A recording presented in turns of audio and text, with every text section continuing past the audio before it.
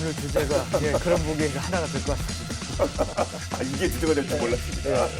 밀리터리 사이언스의 10년 만난 본게임 오늘도 본능으로 곧장 진격해보도록 하겠습니다. 안녕하세요. 저희는 본게임 2의 S입니다. 오늘의 주제 영상을 통해서 먼저 확인하겠습니다. 예, 오, 예, 얼마 전에 세상을 시끄럽게 했던 그 존재 같습니다. 아 그게 이렇게 생겼었나요? 이렇게 꽤.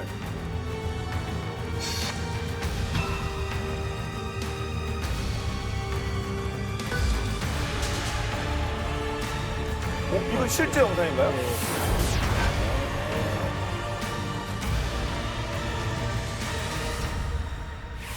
자, 방금 보신 바와 같이 요즘 하늘 위가 심상치 않습니다. 저는 실내여서 안 보이는데요. 특히 이제 중국에서 띄우는 공중 비행체들이 주목을 받고 있습니다. 저 위에서 도대체 무슨 일들이 벌어지고 있는지 본게임 뒤에서 샅샅이 살펴보도록 하겠습니다. 그런데 하여튼 뭐 그 영상도 나왔습니다. 중국에 도대체 뭘 띄운 겁니까? 그 여러 가지가 있는데요. 그 중에서도 지난 5월 미 CNN이 집중 보도한 기사를 좀 눈여겨볼 필요가 예. 있는데요. 이 중국군이 개발한 대형 군용 비행선이 중국 북서부 사막에서 포착이 됐다고 합니다. 여기 보면 이 하얗고 긴 물체가 이제 보이는데 이게 길이가 한 30여 미터 되는 걸로 그럼 추정이 된대요. 그리고 큰 거네요. 작은 건 아니죠. 결코. 수영장이 보통 뭐 25m쯤 하니까 그것도 큰 거 아닙니까? 그렇죠. 예. 예. 문제는 이제 군용으로 쓴다면 이게 이제 위협이 될 수 있다는 건데 여기에 뭐 고성능 카메라를 달면 장시간 어떤 특정 지역 상공에서 채공하면서 이 주요 시설물에 대한 이 고해상도, 이 정밀한 사진을 찍을 수 있는 그런 능력을 가질 수 있다는 그런 분석이 나오고 있습니다. 예. 군기지를 찍었는데 이게 나왔으니까 아무래도 뭐 군용이 아닐까 추측해 봅니다만 그럼 뭐 정찰하기 위해서 뭐 쓰는 거겠죠? 아무래도? 뭐 그렇게 보여지고요. 네. 일단은 뭐 군용으로 사용될 거라는 정황은 여러 가지가로 있고 보통 이제 사막이나 고원지대는 습도도 낮고 기상 조건이 일정하게 유지가 되기 때문에 이런 항공기 이런 실험을 많이 합니다. 특히 중국에는 예. 이제 신장 쪽이 사진에 나온 신장 쪽이 또 그런 지역이기 때문에 항공 테스트를 많이 하는데 여기 또 보면은 비행선 근처에 1km 활주로에 비행선을 띄우는 데 사용되는 장치하고 또 275m나 되는 거대한 경납고까지 있었다고 해요. 예. 뭐 한 9개 정도 넣을 수 있는 이 경납고가 심장 지구의 그 보스턴 호수라는 곳인데 그 보스턴은 미국의 보스턴과는 아무 상관없는 예, 여기에 왜 보스턴이 있나 싶을 수 있지만 이름이 그냥 비슷할 영어가 뿐이에요. 다르네요. 네. 턴이 아니라 TN이네요. 아무튼. 네네. 이 보스턴 호수 인근이라고 하는데 그 호수 건너편에 중국의 전략 군시설인 마란 핵실험 기지가 있다고 합니다. 이런 걸로 봐서 저것이 그냥 뭐 민간용은 아니지 않을까라고 생각이 되죠. 네, 그 넓은 사막에 핵기지 옆에 있으면 그게 뭐 그 뻔한 거 아닙니까, 사실은. 네. 네, 그래서 예. 뭐 군사용 과학시설 쪽, 즉 뭐 군용이다 이렇게 생각하는 게 자연스러울 것 같습니다. 예. 근데 그 경납고 사이즈가 275m, 비행선이 31m. 와, 진짜 뭐 또 대륙 스케일 장난 아니다. 이 말씀 안 드릴 수가 없겠는데요. 그렇죠. 예, 그 이제 그런 걸 볼 수가 있는데 이게 이제 비행선이 큰 데는 다 이유가 있다고 그래요. 이제 전문가들 분석에 따르면 이 장거리 탐지 능력을 가진 레이더를 이제 장착할 수 있는데 그러려면 레이더에는 뭐가 필요합니까? 전원이 필요하죠. 그렇죠. 네, 전원이 필요하고 그러니까 이런 고출력 전원 공급 장치를 달려면 이게 이제 이만큼 부피가 돼야 되잖아요. 커야 되니까. 그래서 이제 이런 것들을 탑재하기 위해서 이제 그런 거 아니냐 이제 추정을 하고 있고. 근데 이게 이 장거리 레이더를 단 비행선이다. 이렇게 우리가 이제 추정을 한다면 그럼 이게 이제 우리하고 상관이 없느냐. 이제 그게 아닐 수 있다는 게 문제죠. 이게 이제 우리 영공까지 들어오지 않아도 비껴서 이제 서해 항공에서 이게 레이더라든지 아니면 다른 고성능 카메라로 이렇게 또 정찰 감시 활동을 할 수도 있는 거 아닙니까? 그래서 이제 그런 면에서 우리도 이제 정찰 탐지권에 들어갈 수 있다. 이런 이제 추정이 나오고 있고 그래서 이제 우리가 사실 오늘 이 주제를 좀 꼼꼼히 따져봐야 될 이유가 있다는 것이죠. 예, 그 뭐 남의 나라 문제만 아니다. 그런데 앞서 우리 처음 저희가 도입부해본 영상에서 미국이 격추하는 그거는 풍선 같은 거였고 앞서 본 건 비행성은 약간 길쭉한 거잖아요. 네네. 하여튼 뭐 다른 거 같은데요. 예. 그렇죠. 일단은 뭐 풍선 얘기를 하자면 예. 지난 1월 28일에 중국의 정찰 풍선이 비행을 시작을 해서 러시아 캄차카 반도와 미국의 알래스카 사이에 그 알류샨 열도라고 있지 않습니까? 예. 저기를 지나서 캐나다를 거쳐서 이제 미국 영공으로 들어와서 북서부를 지나는 이 미국 본토를 횡단하는 이런 상황이 있었고요. 예. 그래서 미 국방부가 2월 4일에 그 사우스 캐롤라이나주 해안연공에서 랩터 F-22 랩터 스텔스 전투기를 동원해서 그 에임-9 공대공 미사일로 이거를 풍선을 격추하는 가성비 낮은 행위를 했죠. 사실은 그렇죠. 풍선이에요. 풍선이고. 예. 정찰 풍선이 사실은 이렇게 지도를 아까 보시면은 좀 인구 없는 데로 지나가서 발견하기 쉽지 않았을 수도 있어요. 몬테나주 같은 곳, 그 말림스트름 공군 기지가 있고요. 그다음에 노스다코다주 역시 인구 많지 않은, 근데 여기 또 미노 공군 기지가 있고. 그래요? 이곳들에는 핵무기 경납고와 군사 기지들이 핵무기 관련 시설들이 위치해 있습니다. 또 전략 폭격기 150여 대. 핵무기는 ICBM이 또 배치가 된 그런 지역이기 때문에 좀 의심이 가죠. 그러네요. 하여튼 뭐 이 동선이 아니 뭐 사람이 없긴 한데 대신 핵심적인 군사 시설에 몰려 있으니까 이건 좀 오해 살만도 할 것 같은데요. 그렇죠. 그래서 중국은 뭐 정찰 풍선이 아니고 기상 관측 기구라고 예. 주장했지만 지금 우리 전 MC께서 말씀하셨다시피 이 동선을 보면 충분히 의심할 만하고요. 예. 미국 실제로 격추하기 전에 이제 그 확실한 증거를 잡았다 이런 얘기를 하는데 그 중에 하나가 바로 지금 사진에서 보이시는 U2 정찰기가 찍은 사진입니다. 이게 이제 U2 정찰기 날개고요. 예. 그 바로 밑에 이제 이 기구, 그러니까 중국의 정찰 풍선이 보입니다. 예. 보면 밑에 보면 이 태양열 패널이 명확하게 선명하게 보이죠. 그쵸. 그래서 태양열을 통한 전기를 쓸만한 써야 될 장비들이 이 풍선에 장착돼 있다는 의미죠. 그렇죠. 네, 그래서 여기 이제 미국의 분석에 따르면 여기 기본적으로 시긴트 신호정보 수집 장비를 이제 갖추고 있었다. 그래서 ICBM 기지, 폭격기 기지 상공 지냈다고 그러는데 그때 이제 그와 관련된 통신 정보 등을 수집했을 가능성이 있다는 것이고 또 뭐 다중 능동 정보 수집 센서 이것도 이제 장착하고 있었던 걸로 이제 분석을 하고 있는데 이게 이런 것들을 가동하기 위한 전력을 만들기 위해서 대형 태양광 전지판을 달고 있었다는 거죠. 그래서 이런 것만 봐도 이거는 기상 관측 기구가 아니고 그야말로 정찰 풍선 스파이 벌룬이다. 이제 이런 분석이 나오는 거죠. 예. 아직 뭐 중국 편을 드는 건 아니고 네. 솔직히 태양광 판대는 좀 제가 잘 모르는 입장에서 좀 허술해 보이기도 하는데 내가 뭐 역할을 하니까 뭐 그 미국이 뭐 그 발끈한 거 아니겠습니까? 중국은 사실 뭐 첩보 위성들로 예. 당연히 미국의 군사 시설들을 감시하고 있죠. 그럼에도 불구하고 이게 중국이 이런 정찰 풍선을 쓰는 이유는 뭐 위성보다 훨씬 낮으니까 아무래도 가까운 거리에서 촬영을 할 수가 있고 또 통신이나 전자신호 왔다 갔다 하는 거를 저 정도 높이에서는 또 가로채서 뭐 들어볼 수도 있고 그리고 저게 이제 허접해 보이지만 나름 이제 방향 조정도 어느 정도 가능하고 아니면 이제 미국으로 보낼 수가 없으니까요. 그리고 오랜 시간 한 곳에 또 머무를 수도 있고 또 섬유로 돼 있기 때문에 뭐 금속이라는 게 아니기 때문에 그렇죠. 예, 사실 뭐 탐지 식별 이런 게 잘 안 되죠. 그 크기 어느 정도냐면은 버스 한 3대 합친 정도. 자유여신상이랑 비교를 했네요. 이게 사이즈를. 네네 이게 꽤 자유인상이 물론 훨씬 더 크긴 하지만 네. 여하튼 뭐 20에서 30m 정도 이제 규모로 보여지는데 저렇게 크면은 레이더에 사실 웬만한 건 잘 보여야 되지만 얘는 이제 재질이 금속이나 그런 게 아니다 보니까 조그만 새 정도로 나타난다고 합니다. 그렇겠네요. 예. 또 가격도 당연히 위성보다 훨씬 100분의 1 이하로 훨씬 싸게 운영을 할 수 있기 때문에 중국 인민해방군 기관지 해방군보가 이 정찰 풍선을 하늘의 강력한 눈이라고 이제 표현을 하기도 했는데 예. 그런 거 보면은 뭐 운영하는 건 맞는 것 같죠? 이런 표현을. 근데 보낸들께 입이 좀 안 맞는 것 같아 이거. 아니 기상관측인데라고 해야지. 아니 해방 군보면 이게 하늘의 강력한 눈이라고 해방 군보가 얘기하면 나 그냥 장인하는 거 아닙니까? 아무튼 뭐 그러네. 아까 그 그림 봤지 않습니까? 뭐 섬유 이렇게 풍선에 이렇게 태양 뭐 패널만 다는 건데. 여기 F-22가 출격해서 막 미사일로 쏘아서 막 격추하고 막 찍고 아까 미국이 엄중하게 보고 있다 뭐 그런 메시지입니까? 좀 과한 거 아닙니까? 과성비 꽝이란 말씀도 하셨고. 저도 이제 처음에 들었던 의문이 아니 미국이 아시지만 그 갖고 있는 전투기 중에 F-22는 뭐 3천억, 4천억 대 하잖아요. 예. 그러니까 이런 고가의 장비를 굳이 출동을 시켜야 됐나? 이제 그런 의문들이 많이 제기가 됐는데 다 이유가 있어요. 중국의 정찰 풍선이 비행한 고도를 잘 봐야 되는데 이게 18에서 한 20km입니다. 예.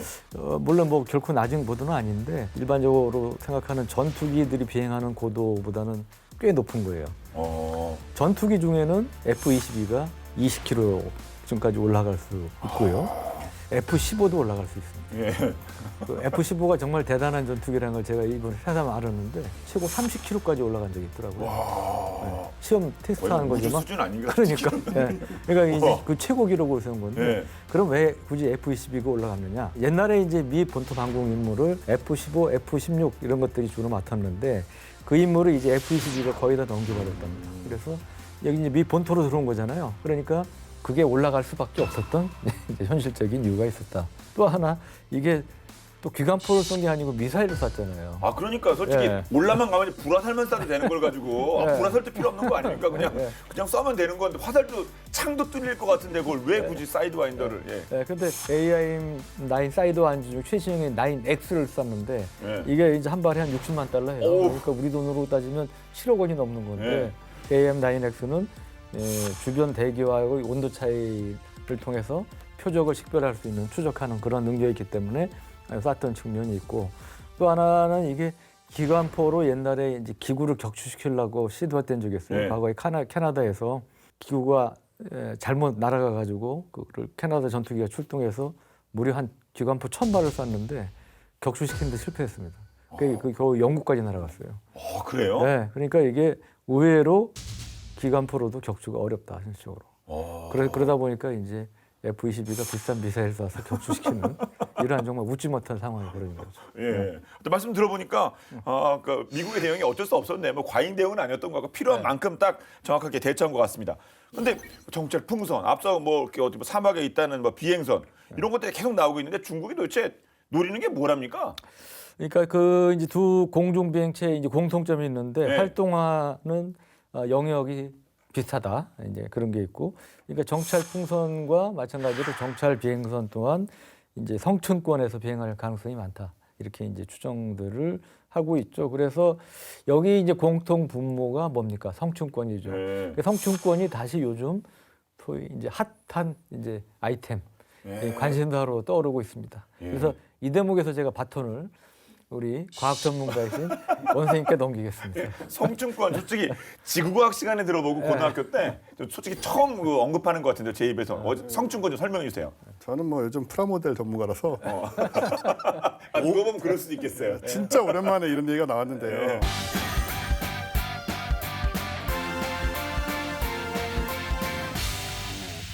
성층권은 보시는 것처럼 지금 이제 대기권을 구성하는 4가지 층 가운데 하나인데 이제 우리가 보통 대륙권 이 부분이 살아가는 공간이고 비행기 타고 지나가는 공간. 상식적으로 이 대기권을 생각해 보면 올라갈수록 추워질 것 같지 않습니까? 여기가 이제 엄청 그렇겠죠. 추워지니까 그죠? 예. 근데 사실 그런 게 아니고요. 이 대륙 관계면 넘어가면 다시 따뜻해져요. 여기서 영하 50도쯤 찍고요, 5, 60도 예. 찍고 여기가 이제 12km에서 50km쯤 되는데 쭉 올라가면 다시 온도가 계속 올라가서 여기쯤 오면은 한 0도 이렇게까지 다시 올라갑니다. 영하 50도였다가. 그래요? 네, 이게 뭐 오존이랑 뭐 이런 여러 가지 영향 때문에 자외선 때문에 오히려 온도가 올라갔다가 여기서 중간권 여기가 이제 50km에서 80km거든요. 여긴 다시 온도가 떨어져요. 저 온탕 냉탕 진짜 네, 반복이네요. 계속 왔다 갔다 하고 그래서 이제 우리가 지금 성층권이라고 하면 여기 12에서 50km 요 지점을 말하는 건데 보통 이제 군용기나 민간 항공기의 운항 고도보다 조금 높고 그 다음에 뭐 우주 뭐 인공위성이니 뭐니 하는 것보다 훨씬 낮고 이제 그런 지점입니다 여기가. 그리고 이제 장점이라면은 기상 현상이 별로 없어요 여기는 사실. 왜냐하면은 공기 밀도가 낮으니까. 그래서 태풍이건 뭐고 다 이제 여기서 일어나는 거고 여기는 기류 변화도 당연히 적고 그러다 보니까는 비행선들이 정지 채공을 할 수가 있죠. 안 날아다니고 그냥 그 자리에 바람이 안 부니까 말 그대로. 그리고 뭐 당연히 그 상태에서 좀 안전하게 작전도 원한다면 할 수가 있고 그리고 이제 요격 미사일들 우리 많이 쓰지만 이것도 사실 성층권 위쪽에 도달하기는 좀 어렵잖아요. 패트리엇 미사일 같은 경우에 고도가 24km니까 성층권 중간까지 못 가는 거죠, 그렇죠? 그리고 러시아 S-400도 고도 20-30km 정도 되니까 역시 요 정도밖에 못 올라가니까 요 위에 있으면 얘네들한테도 맞을 일이 없다. 저 자리에 이렇게 위치해 있으면서 좀 안전하게 통신 중계를 하거나 뭐 해양 감시를 하거나 미사일 방어 체제를 감시를 하는 그런 다양한 임무를 굉장히 장기간에 걸쳐 수행할 수 있다는 장점이 있기 때문에 저기에들 이제 떠 있으려고 하는 겁니다. 하여튼 그럼 뭐 정찰하는 위성이 짱인 줄 알았는데 성층권 말씀을 들어보니까 성층권 여기에 뭐 각국들이 공디를만 하겠는데요. 그렇죠. 일단 우주는 너무 먼데다가 우주는 공기가 없으니까 뭐 위성을 띄우면 띄우지 풍선이 올라갈 수는 없잖아요. 네. 뭐 그런 문제도 있고 그리고 이제 성층권에서는 장시간의 초음속 비행이 가능하기 때문에 아까 제가 처음에 그 민항기들 지금 극초음속 비행기 뭐 그런 것도 다 저쪽에서 움직인다는 그 얘기가 나오고 있는데 그래서 이제 성층권을 통과하는 장거리 신속 타격 무기 예. 이런 것들의 지금 개발 경쟁 가능성도 충분히 있죠. 성층권 장거리 초음속 뭐 비행 가능. 이런 것도 의미가 있겠네요. 네. 근데 이제 이거 관련해서 아주 일찌감치 깨우친 나라가 있는데 바로 또 독일입니다. 독일. 예, 예. 그 1차 대전 때 정말 1차 대전이요? 예. 그게 바로 이제 초장거리 고포 대포로 불린 페어리스건 파리포입니다. 파리포. 얘가 페리스 영어로 하면 그 뭐냐면 이게 독일에서 프랑스 파리를 타격하기 위해서 만든 포인데 포신이 무지하게 길죠. 저 달인 줄 알았어요. 달인. 네, 그래가지고 마치 현수교처럼 이렇게 그렇죠. 해놓은 거, 예. 지지를 해놓은 거예요. 안 그러면 이게 지탱이 안 되니까. 그 당시에 이제 독일이 우연히 대포를 실수로 고각으로 이제 발사를 했는데 미사일도 그렇지만 고각 높은 각도로 쏘면 멀리 못 가잖아요. 이렇게 떨어지니까. 멀리 못 가게 쏘려고 고각으로 쏘지 않습니까? 북한이 이제 미사일 그래서 고각 발사하는 거 아닙니까? 근데 이 우회로 포탄이 너무 멀리 날아간 거예요. 도대체 뭐지? 분석해 보니까 이 포탄이 공기가 희박한 성층권을 날아가게 되면 이제 공기 저항을 덜 받는 이유 등으로 해서 사거리가 굉장히 이제 길어질 수 있다는 거를 이제 그때 이제 독일이 알고 연구에 이제 매진을 해서 파리건이라는 게 이제 등장했는데 포신 긴 만큼 포신 마모도 심해요. 그래서 몇 발 쏘면 바로 포신을 갈아줘야 되는. 이거 가려면 한참 걸리겠는데요. 다음 이튿날 쏴야겠는데요. 네, 근데 이게 이 당시 사거리가 얼마였냐? 130km예요. 와, 그냥 포가요? 예, 그러니까 100년 전이에요. 1차 대전이. 예. 딱 100여 년 전인데 지금 우리 K9 자주포가 40km라고 그러지 않습니까? 그러니까 100여 년 전에 130km를 날아가는 포를 만든 거니까 대단한 거죠. 이게 1차 대전 이후에 이제 독일이 항복하면서 이거는 이제 해체가 됐는데 깨우친 노하우 이런 걸 활용을 해서 나중에 V2 우리 이제 최초의 탄도미사일로 불리는 런던 쐈던 게 그건가요? V2 로켓 개발하고 있는데 또 활용을 하고 그랬던. 그럼 그 예전부터 이 성층권이라도 이용한 성층권과 관련되는 무기들이 있었네요. 그렇죠. 뭐 저렇게까지 옛날은 아니지만 제가 가장 좋아하는 성층권의 요새라는 이름을 가진 폭격기가 있는데 제일 좋아하시는 건 B-52 아닙니까? 네, B-52가 이제 명칭이 스트라토 포트레스잖아요. 스트라토가 그거 아닙니까? 스트라토스피어가 네. 성층권이죠. 네. 그래서 성층권의 요새 말 그대로 이름이 그렇게 붙은 건데 B-52에도 오해를 많이 하시는 게 이게 등치가 크고 하니까 되게 뭐 높이 날 거라는 생각을 잘 못 하세요. 근데 실제로는 어마어마하게 높이 나는 폭격기고요. 네. 최대 32톤의 폭탄을 싣고 6,400km 이상을 날아가서 재급유 없이 돌아올 수 있을 뿐더러 최대 상승 고도가 16.8km. 그러니까 고고도 침투가 가능하다 표현을 쓰지만 아까 우리가 그 대류 건계면이 12km라고 얘기를 드렸고 그 위에는 성층권이라고 얘기 드렸잖아요. 그래서 스트라톤가 뭐 그게 붙었나 보군요. 네네. 그 기체 이름에도. 성층권 아래쪽은 최소한 올라가는 거죠. 네. 그래서 이런 능력을 갖고 있기 때문에 뭐 현역에서 아직도 활동을 하고 있고 이게 이제 2차 세계대전 직후에 만들어진 기체인데도 B-52의 원조라고 할 수 있는 폭격기가 또 있습니다. B-47. 이건 뭐 네. 저는 밀떡이 아닙니다만 처음 들어봤는데 B-47은. 생소하실 거예요. B-47은 뭐죠? 그러니까 이게 이제 B-47이 사실은 굉장히 많이 만들어진 전략 폭격기인데 사실은 그 숫자에 비해서는 존재감이 별로 없어요. 그러게요. 네, 그래서 보게임에서도 못 들어본 것 같은데요. 네, 별로? 그러니까 밀떡들이 아니면 잘 모르시는 경우가 네. 많은 이제 그런 건데 이것도 마찬가지 명칭에서 짐작하셨겠지만 빠른 속도로 고고도로 침투하는 이제 그러한 폭격기고요. 그러니까 빨리 들어가서 높은 고도에서 핵폭탄을 이 당시 냉전 시대니까 소련에 투하하고 빨리 내빼는 이제 그런 용도로 이제 만들어진 거고 빠른 속도가 이제 주요 목표 중에 하나다 보니까. 날개도 본격적인 후테익 전투기 같은 그다음에 네. 엔진도 몇 개입니까? 한쪽에 3개씩 무려 6개를 장착을 했죠. 그래서 새로운 개념이 제트 폭격기 시대를 열었다는 이제 그런 평가도 받고 있는데 10년 동안 생산된 게 2,042대였다고 그래요. 이 큰 게 2,000대가 넘어서 예, 엄청 예. 많이 생산된 거 아닙니까? 그러니까 우리 B52가 우리 100년 이제 네. 가까이 쓰게 생겼는데 이게 엄청 많이 생산된 것 같지만 실제로는 생산된 게 744대라고 그래요. 그러니까 비교도 안 되네요. 예, 그보다 이제 훨씬 많은 거의 3배 가까이 되는 이제 그런 거고. 근데 이게 그 60년대 들어서 ICBM이 등장하죠. 그러니까 핵탄두를 운반하는 주수단이 폭격기에서 미사일로 B-47은 설자리가 이제 약해졌고 예. 그러다 보니까 20년도 채 안 된 1965년에 퇴역을 하게 되는 어떻게 보면 비운의 이제 폭격기가 됐죠. 물론 막판에 이게 고고도 침투가 가능하니까 이 전략 정찰기라든지 이런 용도, 다른 용도로 쓰기도 했지만 전략 폭격기로서는 B-52에 일찌감치 이제 바톤을 넘겨준 이런 존재가 되겠습니다. 근데 폭격기인데 정찰의 임무를 수행할 정도의 스펙이 있나 보죠? 그렇죠. 말씀하신 대로 이제 고고도 침투가 가능하니까 네. 요 B-47E 요게 이제 최종형인데 B-47E가 최대 상승 고도가 4,500피트니까 12.3km. 아, 약간 성층권 약간 위에. 예. 스트라토 완전히 오케이. 경계선에 예. 딱 갔죠. 그래서 여기서 이제 고속 비행이 가능하니까 정찰형 RB-47로 개조가 돼서 활동을 했었고요. 특수 레이더하고 카메라가 장착된 상태로 이제 구소련 영공을 비행을 했죠. 이제 접근할 수 있는 거의 모든 비행장에서 정찰을 했다고 해요. 그러다 보니까는 구소련의 이제 미국이하고 교전하는 경우도 있었다고 하는데. 그래요? 네. 게다가 1965년에는 RB-47하고 미국이가 동해에서 마주친 적이 있다고 합니다.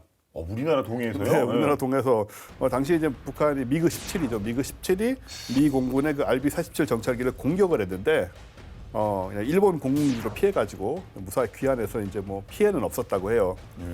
그리고 1969년까지 정찰기로 한 4, 5년 사용이 되다가 U2가 이제 그때 등장을 하면서 정찰 임무를 이제 그만하게 됐죠. 예.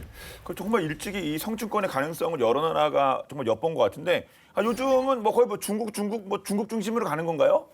예, 중국이 이제 보면 과거에 성층권하고 중간권을 합쳐서 근우주란 표현을 썼대요. 좀 더 정확히 표현하면 임근 공간, 이말임에 가까울 근, 예. 우리가 쓰는 공간. 근데 이제 수년 전부터 이 공간에 대해서 중국에서는 21세기 새로운 전장이다 이런 표현을 쓰고 있다고 합니다. 그럼 그만큼 이제 그 군사적 가치에 주목하고 있다는 그런 얘기가 될 텐데 이 중국 과학원 산하에 항공우주정보연구소 영어로 AIR이라고 있는데 이거하고 이제 중국 내 대학들이 성층권 관련 연구에 매진하고 있다고 합니다.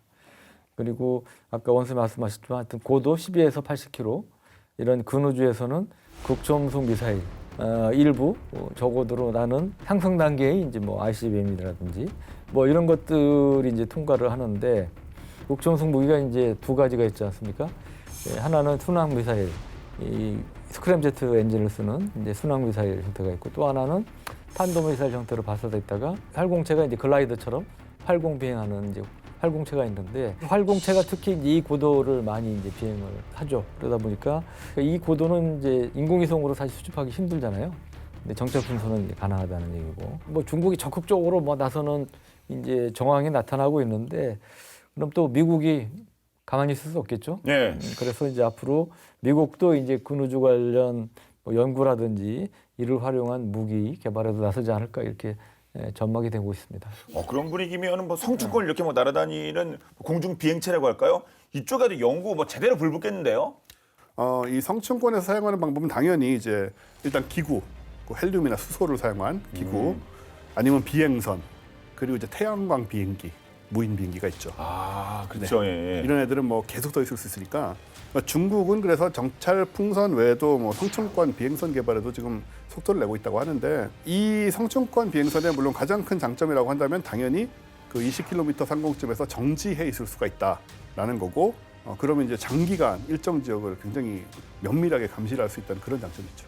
그러니까 뭐 비행선, 뭐 기구, 뭐 풍선 다 그냥 뭐 똑같은 원리로 그냥 떠 있는 거죠. 그렇죠. 사실 뭐 공중에 떠 있는 원리 자체는 완전히 똑같은데 예. 결정적인 차이는 뭐냐면 비행선에는 그래도 기구와 달리 뭔가 추진 장치가 붙어 있는 경우가 많죠. 그러니까 뭐 앞으로 갈 수도 네. 있고 뭐 방향을 틀 수도 있고. 그렇죠. 느리긴 하지만 예. 기구처럼 또 바람에 떠내려갈 위험성이 훨씬 적고 제자리에도 머물 수 있고 원하면 이동도 할 수 있다. 이런 점에서 굉장히 효율적이고요. 그런데 이제 문제는 이게 생각보다 복잡해서 개발이 어렵고 예. 그리고 오랫동안 사용하려면 이 소재가 지금보다 훨씬 튼튼해야 됩니다. 왜냐하면 수소 같은 거는 채워넣으면 그냥 다 새거든요. 이 원체 분자가 작기 때문에 헬륨도 마찬가지고. 그래서 이제 신소재 개발이 중요하다. 이런 부분이죠. 예. 하여튼 뭐 기술이가 개발이 되면 뭐 지금도 이용하고 있는 뭐 성층권 관련한 여러 비행선 확실히 화력이 뭐 더 업그레이드 되겠는데요?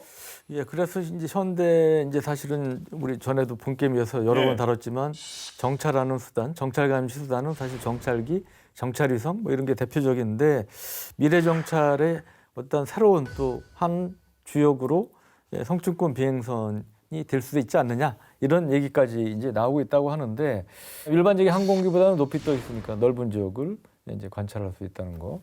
그리고 이 에너지원도 이런 이제 태양 전지 패널이라든지 이런 걸 통해서 장시간 작동이 가능하니까 이제 가성비가 있을 수 있다는 거 이런 것들이 이제 장점. 또 이 고도도 인공위성에 비해 훨씬 낮으니까 여러 가지 뭐 데이터를 보낸다든지 송수신할 때 중간에 손실되거나 지연되거나 뭐 이런 걱정을 좀 덜 해도 되지 않습니까? 네. 그것도 이제 장점인 거고. 그러니까 이런 것들이 물론 이제 기존의 정찰기나 정찰 위성을 완전히 대체할 수는 없겠지만 그래도 일정 부분 한 역할을 할 수 있는 이러한 이제 장점을 갖고 있는 스펙이라고 볼 수 있겠죠. 네. 자, 이렇게 최근 들어 미래 정찰기로까지 주목받고 있는 비행선이긴 하지만 이미 제1차 세계대전 때 폭격기로 활용되며 20세기 초반을 풍미하기도 했다고 하는데요. 하지만 이 사건을 계기로 그냥 싹 자취를 감추는 그런 일이 있었다고 합니다. 잘 나가던 비행선이 한 방에 사라진 이유 본방 야사에서 확인해 보시죠.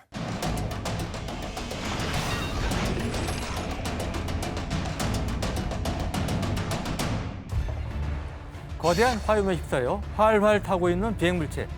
영화 속 CG처럼 느껴지지만 놀랍게도 이 장면은 실제 상황이라고 하는데요.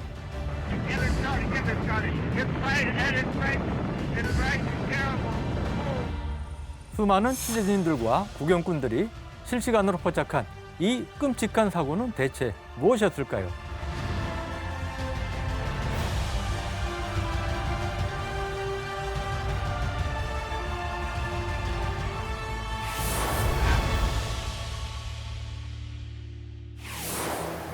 (1900년 7월) 독일의 백작 페르난드 폰 체펠린에 발명된 비행선은 그 가치를 높게 평가한 군부가 제1차 세계대전 당시 활용하기 시작하면서 전략 폭격의 성봉장 역할을 톡톡히 해내는데요. 하늘을 덮을 듯한 크기로 위압적인 데다 폭탄까지 마구잡이로 투하했으니 악명 높은 베이비킬러로 불리며 적국의 도시를 장악했습니다. 폭격기로 활동하던 제펠린 비행선은 1930년대에 들어서면서 승객을 태우는 여객선으로 변신을 꾀하는데요. 그 중심엔 인류 최대 규모의 제펠린 비행선 힌덴부르크호가 있었습니다. 하늘을 나는 타이타닉호로도 불렸던 힌덴부르크호는 압도적인 크기를 자랑했는데요. 축구장 크기 약 3배 정도? 얼마나 큰지 머릿속에 바로 그려지지 않으실 텐데요. 이 사진을 보시면 단번에 그 크기가 와닿으실 겁니다. 맨 위가 바로 오늘의 주인공 힌덴부르크호고요. 중간에 있는 게 여러분도 잘 아시는 전보 여객기인 보잉 747-400 그리고 그 아래가 그 유명한 타이타닉호입니다. 얼마나 큰지 확연하게 보이시죠? 그런데 이 힌덴부르크호가 단순히 크기만 큰 게 아니었습니다. 거대한 규모답게 내부 역시 초호화로 꾸며졌는데요. 승객들을 위한 객실과 난방 장치는 물론이고 식당, 라운지와 바, 오락시설, 산책용 통로까지 거기다 중량을 고려해 알루미늄으로 제작한 특수 피아노까지 퍼스트 클래스 그 이상을 자랑했습니다. 외부 역시 남다른 디테일이 존재했는데요. 나치 독일의 국력을 전 세계에 보여주기 위한 수단으로 비행선 꼬리 부분에 나치 문양인 갈고리 십자가, 하켄크로이츠를 새겨넣었죠. 여러모로 대단한 체펠린 비행선 힌덴부르크호는 독일이 점령한 체코슬로바키아 상공을 비행하면서 나치를 선전하는 전단지를 살포하는 데 동원되기도 했고 대서양을 횡단하는 등 독일에 있어 매우 큰 의미를 갖는 비행선으로 자리매김했는데요. 하지만 이 완벽해 보이는 힌덴부르크호에도 심각한 단점이 하나 있었습니다. 바로 수소가스를 이용한다는 점인데요. 보통 비행선은 가볍고 안정적인 헬륨 가스를 사용하도록 제작되는데 문제는 이 헬륨 가스가 매우 귀하고 비싸다는 거였죠. 당시 헬륨 생산국은 미국이 유일했는데요. 미국은 독일이 힌덴부르크호를 군사적 목적으로 사용할까 봐 촉각을 곤두세우고 있던 터라 헬륨 가스를 팔지 않았죠. 결국 독일은 헬륨 가스 대신 수소를 사용하기로 합니다. 수소와 헬륨 가스 모두 공기보다 가벼워 이로 뜨는 성질을 가지고 있는데요. 다만 헬륨 가스는 불과 만나도 안정적인 반면 수소는 가연성 기체로 불을 만나면 터지는 성질을 가지고 있었죠. 그럼에도 독일은 그 위험한 수소를 가득 채우고 비행선을 잘만 운용했는데요. 여객선으로 운용되기 시작한 1936년 한 해 동안 대서양을 총 17회 왕복 운행하며 2,700여 명의 승객을 실어날랐고 최대 시속 135km, 평균 시속 120에서 125km로 대서양 왕복에 5일, 22시간 51분이라는 기록을 달성하기도 했죠. 게다가 뛰어난 승차감까지 자랑했는데요. 테이블 위에 둔 연필이나 펜이 구르지 않을 정도였고 승객들이 비행선 이륙을 알아차리지 못할 만큼 안정적으로 운항해 나갔죠. 하지만 힌덴부르크호의 르네상스는 그리 오래가지 못했는데요. 1937년 5월 6일 독일 프랑크푸르트를 떠나 미국 뉴저지 레이커스트 해군 비행장으로 그의 첫 대서양 횡단 비행에 나선 힌덴부르크호는 62시간의 긴 비행 끝에 착륙을 시도하는데요. 때마침 공항 근처에는 수많은 취재진들과 구경꾼들로 가득했습니다. 방송에 현장 중계할 만큼 관심이 집중되고 있었죠. 착륙까지 20m도 안 남은 그때 비행선 뒤쪽에서 불꽃이 튀면서 커다란 폭발음이 들렸고 연속적으로 수소가스 주머니가 터지면서 비행선은 순식간에 뜨거운 불길에 휩싸이는데요. 거대한 화염에 집어삼켜진 힌덴부르크호는 1분도 채 지나지 않아 그대로 추락했고 이를 지켜보던 모두에게 큰 충격을 안겨주었습니다. 사고 원인으로는 여러 가지 가설들이 제기됐는데요. 아직까지도 그 이유는 분명하게 밝혀지지는 않았습니다.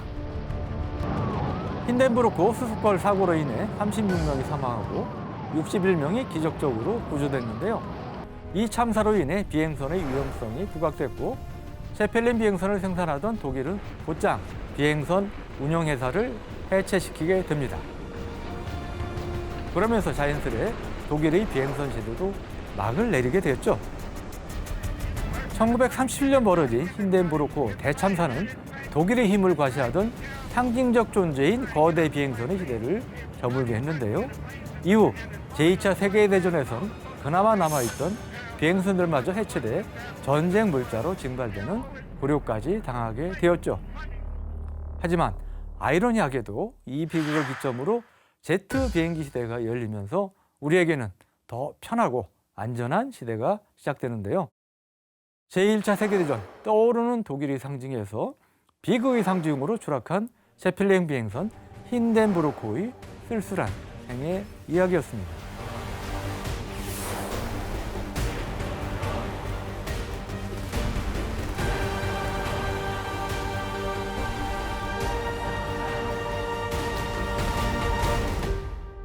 이 힌덴부르크호 사건은 사실 이제 수소의 위험성, 수소의 특징이 너무나 잘 드러난 사례이기 때문에 교과서에 중학교, 고등학교 교과서에도 등장을 할 정도로 유명한 사건이었고요. 근데 폭발이 일어나고 완전히 전소될 때까지 1분도 안 걸릴 정도로 그러니까 수소의 그 막강한 그 뭐랄까요, 그 불타는 그 힘으로는 수소를 당할 게 없죠 정말로. 그래서 이런 관련 안전 규정이나 절차 이런 것들이 얼마나 또 중요한지 그런 것도 좀 일찍 일깨워주는 그런 일이 아니었나 싶어요. 네. 아니 그런데 그럼 요즘은 그 뭐 힌덴부르크 뭐 그런 그 사건이 안 나오게 안 생기게 좀 업그레이드가 뭐 개선이 좀 됐습니까? 비행선 이런 것들이요? 뭐 비행선은 흔하지 않지만 요즘 뭐 기구 이런 데는 다 헬륨을 쓰죠. 예. 헬륨은 절대로 불이 붙지 않기 때문에 아 그래요? 네, 절대로 붙지 않습니다. 헬륨이 이렇게 목소리 네네, 그거죠. 그거 아닙니까? 예. 수소 다음 가는 우주에서 두 번째로 가벼운 원소인데 수소와는 달리 절대로 불이 붙지 않습니다. 근데 비싸죠. 이제 그런 문제 때문에 뭐 사실 생각을 좀 해야 되는데 사실 여담이지만 이 힌덴부르크 사건의 좀 흥미로운 점 뭐냐면 불이 붙은 게 지상에서 한 20m 정도 높이 굉장히 낮을 때였거든요. 예. 그래서 불이 붙어서 한꺼번에 확 타버렸지만 그 불은 위로 올라가잖아요. 그렇죠. 그리고 수소는 위에 있었고 사람들 타는 건 밑에 있거든요. 그래서 떨어지는 속도는 굉장히 느렸다고 해요. 불 붙은 상태로. 그래서 죽은 사람의 대부분이 위에서 뛰어내려서 죽었다고 합니다. 불에 타 죽은 게 아니고 예. 그래서 그 자리에 그냥 있었던 사람들은 밑에 있는 바구니와 함께 천천히 낙하산처럼 내려와서 60여 명이 사는 것이고 네, 죽은 사람들은 그 두려움에 물론 충분히 이해할 두려움이지만 두려움에 그 높은 데서 뛰어내려서 죽은 경우가 대부분이라고 하네요. 그렇다고 해서 수소가 안전하다는 얘기는 아니고요. 예. 아, 정말 위험하니까 정말 잘 다뤄야겠네요. 그럼요. 예. 뭐 예. 높이서 터질 수도 있었던 것이고. 네. 그래서 헬륨의 가격이 얼마나 비싸냐면은 수소의 이제 67배거든요. 아, 그 정도면 더욱이 옛날이었으면 힌덴부르크 시절이었으면 더 네, 아, 그렇죠. 이거 안 되겠네. 야. 그리고 이제 이게 굉장히 많은 양이 들어가야 되잖아요. 네. 그러다 보니까 가격이 엄청 비싸고 그래서 한 세기가 지난 지금에는 또 다시 한번 수소를 부활시켜 보자 이런 얘기도 나오고 있다고 아, 하는데. 또 그건 가성비 따질 게 아닌데. 네, 뭐 굉장히 뭐 안전장치를 잘하려고 하겠지만 네. 역시 수소 자체의 위험성이 있기 때문에 정말 하려고 한다면 정말 좀 조심해야 되지 않을까 네, 그런 생각이 듭니다.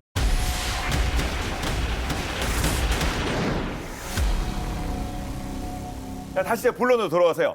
자, 중국이 다시 한번 이 비행선의 가능성을 엿보고 발빠르게 준비한 결과 이렇게 성층권의 비행선, 뭐 저희도 주제로 다루고 있는데 이렇게 계속 비행선을 선보이고 있지 않습니까? 네, 올해 CNN에 보도된 그 비행선 이전에도 이미 2015년에 또 다른 성층권 비행선인 위안멍이라는 게 이제 첫 시험 비행을 했다고 합니다. 위안멍은 이제 프로펠러 3개를 갖춘 이제 타원 형태 보시는 것처럼 타원 형태 비행선이고요. 헬륨을 넣고 이렇게 헬륨. 네네. 그래서 높이 20km까지 올라가서 고정할 수도 있고 또 순항 비행도 가능하고요. 부피가 18,000세제곱미터니까 엄청나게 크죠. 크기가. 이런 크기를 활용해서 이제 대량의 통신 설비를 부착할 수가 있고 장시간 비행을 위해서 베이징 항공항천대학의 연구팀 100명이 이 성층권 비행선의 그 압력 차이를 이겨낼 수 있는 그 재료를 고강도 재료를 개발했다고 합니다. 예. 그래서 이제 적용을 한 것이고 비행선 골격이나 프로펠러나 받침대 이런 것도 다 극도로 가볍게 설계가 됐다고 하네요. 예. 뭐 헬륨도 새지도 않게 또 네네. 잘 만들었을 것 같은데 그러면 뭐 얘도 딱 보니까 역시 역할은 왜 만들었냐? 뭐에 쓰는 물건이고 정찰이죠. 물론 이제 그럴 수 있는데 예. 다른 가능성도 또 뭐 제기가 되는데요. 예. 그 2019년 가을에 중국 라우닌 성 다롄의 덩사오 북동지역 비행장에 수상한 물건이 하나 나타났는데 아까 원 선생님 말씀하신 이 위안멍을 기반으로 해서 개발된 길이 50m 크기 또 다른 성층권 비행선이 있었다고 그래요. 예.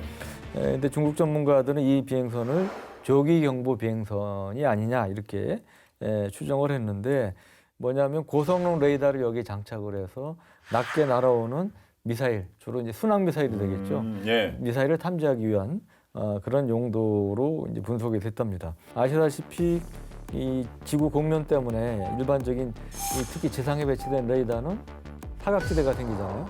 그 멀리 탐지가 어려운데 그리고 미사일이 일정 고도 이상 올라오기 전에는 이 지구 공면 때문에 탐지가 안 되죠. 대신에 이제 공중에서 하늘에 레이더를 띄우면 사각지대 없이 이제 볼 수가 있지 않습니까? 조기용부기가 이제 그런 식인 거죠, 사실은. 아니 뭐 장비도 빵빵하게 실을 수 있고 또 오래 그 비행할 수도 있고 떠 있을 수도 있고 아이디어 자체는 상당히 신박한 것 같습니다. 예, 그래서 이 아이디어 자체는 사실 이제 미국에서 적극적으로 채용을 해서 테스트했었어요. 예. 9.11 테러 이후에 이 테러 공격에 대한 미국이 경각심을 많이 갖게 됐잖아요. 그래서 이 미국의 그 유명한 북미 방공 사령부 주도로 해서 24시간 365일 상시 채공이 가능한 조기 경보 시스템을 만들었다고 합니다. 그게 이제 영어로 이제 JLENS라고 하는데 원어는 이제 Joint Land Attack Cruise Missile Defense Elevated Netted 센서 시스템. 무지하게 길어요. 예. 요거 이제 약어인데 이게 이제 꽤 커요.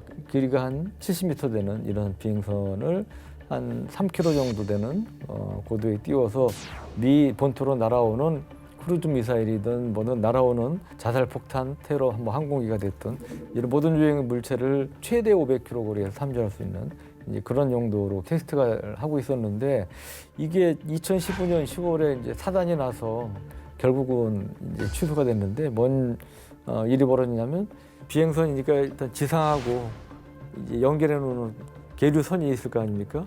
예, 그렇죠. 평상시에 이제 이탈해버리면 안 되니까. 평상시에 이제 고정시키려면 이 계류 케이블이 이제 풀어지면서 이 비행선이 수십 킬로를 날아가 버린 거예요. 근데 이게 싼 게 아니고 이 프로젝트에만 27억 달러, 우리 돈 한 3조 원 이상이 이제 들었는데 그래서 결국 이제 이런 문제 등등이 있어가지고 이 사업 자체가 그냥 공중 분해가 돼버렸다고 합니다. 예. 비행선 얘기하는데 공중분해가 돼가지고 근데 하여튼 뭐 비행선도 당연히 뭐 이런 단점이 있을 수밖에 없네요. 네, 일단 이거는 3km니까 너무 낮게 띄웠어요. 거기는 뭐 공기 흐름이라는 게 굉장히 강하니까. 그렇죠. 그러니까 계류선이라는 것도 필요했을 테고. 그리고 아마 그 케이블 무게도 상당했을 것이고 네. 여러 가지 좀 문제가 있어 보이는데요. 우리가 지금 얘기하는 건 성층권이니까 뭐 이론 차원의 문제는 좀 없을 수도 있는데 사실 진정한 문제는 이제 성층권 비행선에게 공격이 왔을 때 어떻게 그거를 막느냐는 거거든요. 전투기나 미사일이 공격을 했을 때 이거 걔네들에 비하면은 이거는 군뱅이거든요. 피할 방법이 없는 상태인데 미사일을 탐지를 하려면 이제 성층권 비행선이 이제 단파장 레이더를 이렇게 이제 쓴단 말이에요. 근데 스텔스기는 사실은 단파장에는 뭐 전혀 안 잡힌다고 해도 되고 장파장 레이더를 써서 이제 잡으려면 잡는 건데 이러다 보니까는 스텔스기가 이제 접근을 해오면 전혀 알 수가 없는 상황이 되고요. 그래서 기습 공격에 극도로 취약하다는 것이고 또 극초음속 미사일이라든가 이런 게 그러니까 그 고도까지 올라올 수 있는 미사일을 쏘면 전혀 피할 수 없는 그런 상황이고 그래서 이제 위험에 그냥 노출돼 있다 이렇게 볼 수 있다는 점이고요. 하필 그 중국의 조기 경보 비행선 개발이 그러니까 말씀하신 미국의 그 JLENS 요 시스템을 미국이 완전히 폐기한 게 2017년인데 고해 시작이 됐습니다. 그래서 아마 뭔가 좀 그 상황을 보고 자기네들은 좀 단점을 극복하겠다는 생각인 것인지 그래서 어떻게 이 중국의 조기 경보 비행선이 앞으로 진화해 갈지를 좀 지켜보면 재밌을 것 같긴 합니다. 예, 어느 나라가 맞을지 아주 궁금해지는데 그럼 계속 뭐 중국 얘기 중심이었고 미국 얘기 간간히 나왔었는데 뭐 그 두 나라 말고 다른 나라에서 뭐 성층권 비행선 뭐 이런 얘기는 없습니까? 유럽 쪽에서 하고 있는데요.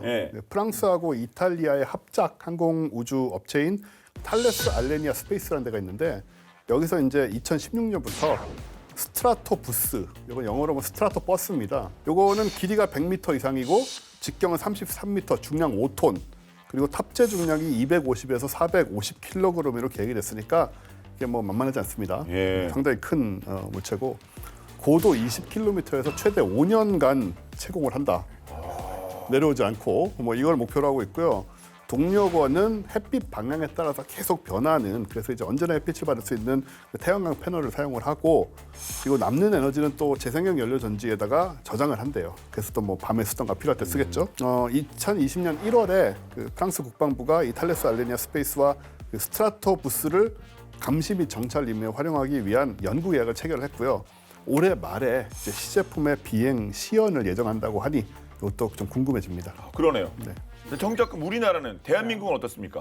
우리나라도 이제 관심을 갖고 또 일부 기관에서 연구를 하고 있는데요.